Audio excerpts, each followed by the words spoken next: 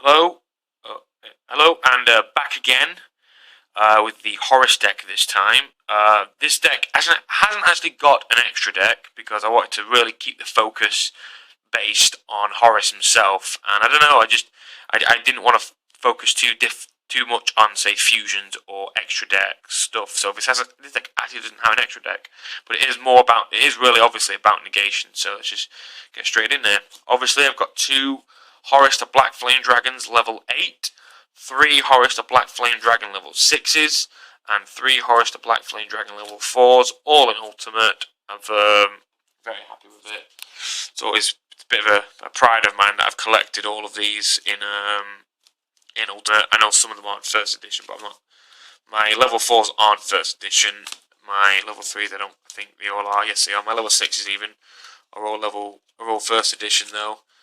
And one of my level 8s is first edition, but I've never really been worried about first edition stuff. I just thought I'd mention it, but I'm really proud of that collection. Don't know why I've always liked this card. I've always felt some kind of, I don't know, weird connection to it. I just really like it. Anyone who knows me will know that this is my all-time favourite Yu-Gi-Oh monster. And I don't know if it's for design, I don't know if it's the mythos behind Horus himself. I honestly don't know. What I do know is I love this card, and I love what it's about and everything. And I've always, since I've discovered Soul of the Duelist packs and first drew this Horus in that very pack. So this is like one of the longest owned cards I currently own, including trading and all that. But yeah, ever since I drew that card in that pack, I've just always been liked this monster. So I've always had a Horus deck. So there he is. Next up is the Winged Dragon of Ra, the legal one, of course. I'm not sure if this is banned in tournaments. If it is, then this is a traditional deck. If it is allowed, then fuck it, I'm keeping it. I will probably replace it with a Slifer, should I ever get one. The legal Slifer, that is.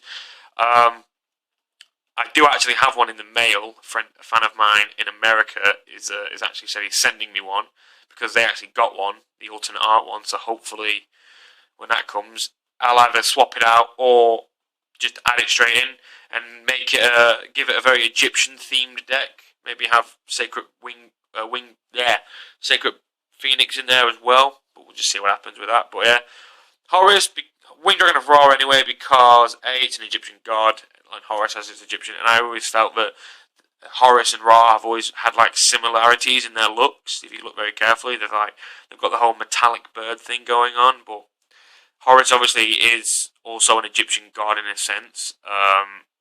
Was supposed to be the Egyptian guardian of the pharaoh, and Ra being a god as well. So I've always thought that was a good connection to have. That's why I would add Slifer or to the deck rather than replace Ra with it. But it's just there for the sort of Egyptian background of it anyway. And because I like little stuff like that. White Knight Dragon, a really powerful water type dragon card, which I like using. Red Eyes Darkness Metal Dragon, always a good dragon type. Really works really well with dragons, but I always make sure to have one in. I know you can have multiples, but I don't like having a card this powerful in multiples. I know that sounds weird, but I think one is enough. I have plenty of ways to bring it back, so I'm not too worried about that kind of stuff. Strongwind Dragon, again, another great dragon card. Sacrifice a dragon, gives it piercing, and it raises its attack. Mirage Dragon, obvious reasons. It combos perfectly with Horus when it's on the field. Obviously has a low attack considering, but I find ways around that. Golem Dragon, two of them. I think Golem Dragon is illegal in tournament battles because we officially didn't get it in the UK.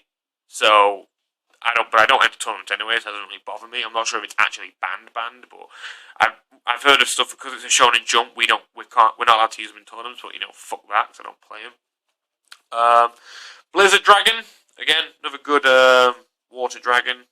I think I have these water dragons because I think I used to have a Frostflame Dragon in this deck. I don't anymore, but I used to, which is why I have these water dragons in. So I may replace some of them in the future. Or leave them in because again, it's a good card, good effect. It can negate attacking and change position. Mass Dragons, two of them. Two Totem Dragons for the obvious reason it's a great dragon summoner. And again, like in my Dark Dragon deck, all these monsters, except of course Winged Dragon of Ra, are dragon types. So it's very good for that. Magic cards, we have 1 level up. I know what you're thinking. Why only 1? Because if you put more than 2 in, it's, chances are you will get it as a dead draw. So it's always best just having the 1 in and keeping it at 1, I think. Dark Hole. I usually combo this when I've got a Horus level 6 out on the field, because obviously it's unaffected. Lightning Vortex when I don't have Horus, when I have Horus level 4 or 8 on the field and I don't want to destroy it. Cost down, bit old school, but again it's a great way to help get my Horus level 6 out on onto the field. Mystical Space Typhoon, Monster Reborn, Magical Mallet, Solidarity, My Body as a Shield, great negation card, helps protect my monsters. Burden of the Mighty.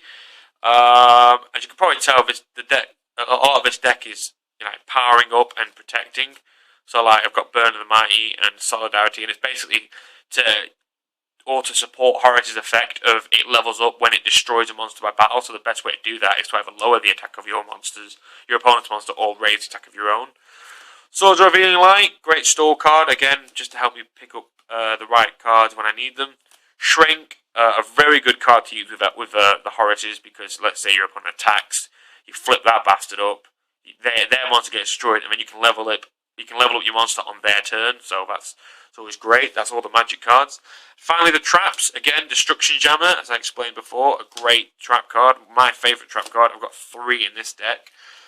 7 Tool of the Bandit, I've got 1 in this deck. 1 Dark Bribe, 1 Solemn Judgment, Phoenix Wing Wind Blast. Again, sticking with the whole Egyptian theme. One of the reasons I kind of want to put the Sacred Phoenix in this deck. Well, I was considering putting the Sacred Phoenix in this deck. Just to, I don't know, stick with the Egyptian theme of having the Phoenix in and all that. And it's just a great card in general. Mirror Force, Spiritual Fire Art Karenia, which is great because it's basically, if you use a fire deck, it's basically a legal version of Ring of Destruction. So basically, when I'm beating my opponent with Horus and they've got less than 3,000 life points, just knock this bad boy out and beat him instantly. And finally, Call the Haunted, and that is all of my Horus deck.